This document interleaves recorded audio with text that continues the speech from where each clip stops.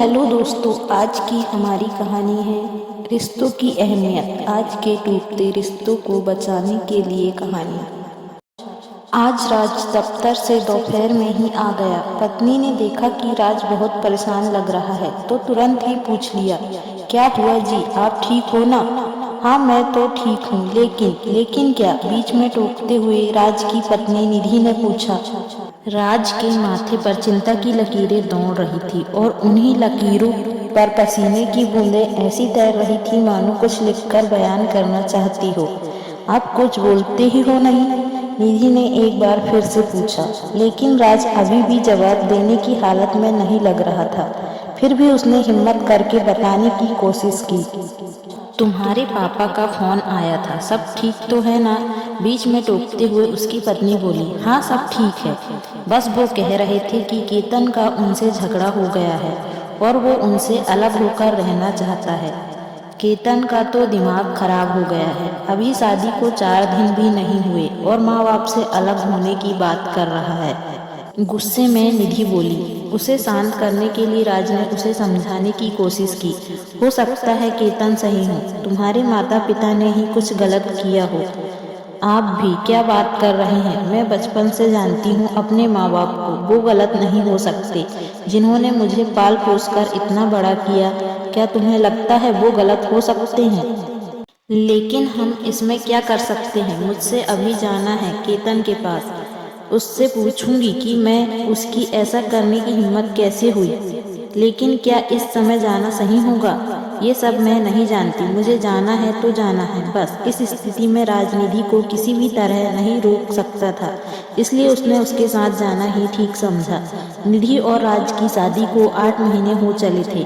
केतन निधि का भाई था, उसकी शादी को अभी 3 ही महीने हुए थे। निधि अपने मायके पहुंची। अभी राज कार से उतर ही रहा था, इतनी देर में तो निधि दरवाजे से घर के अंदर भी दाखिल हो गई। ड्राइंग रूम में निधि के पिता बैठे थे। निधि गुस्से से तिलमिलाई हुई उनके पास पहुंची और बोली, कहाँ है केतन? लगता है उसका दिमाग खराब हो गया है। उसकी इतनी हिम्मत कैसे हुई कि आपसे अलग रहने का ख्याल भी आया उसे? निधि के पिता हैरान होकर उसकी मुंह की तरफ देखने लगे, फिर कुछ चिंतित सी आवाज में बोले, निधि बेटा, क्या बोल रही हो तुम?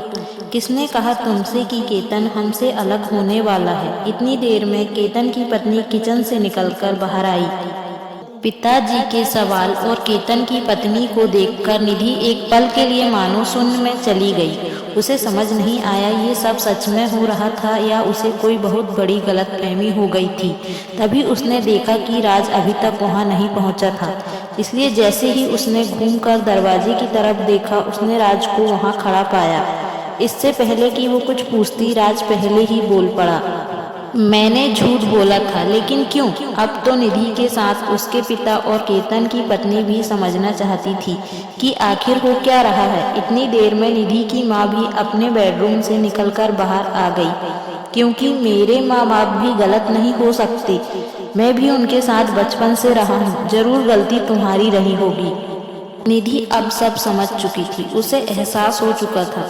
निधि की आंखें आंसुओं से भर चुकी थी और वो कांपती हुई आवाज में बोली, हम आज ही माँ बाबूजी को घर ले आएंगे, लेकिन वो गए ही कहाँ हैं? क्या मतलब? मुझे पता था तुम्हें रिश्तों की अहमियत जल्द ही समझ आ जाएगी, इसलिए मैं उन्हें बड़ी दीदी के यहाँ छोड़ दिया था। तुम्हारे घर जाने से पहले वो घर पहुँच जाएंगे। आप भी ना।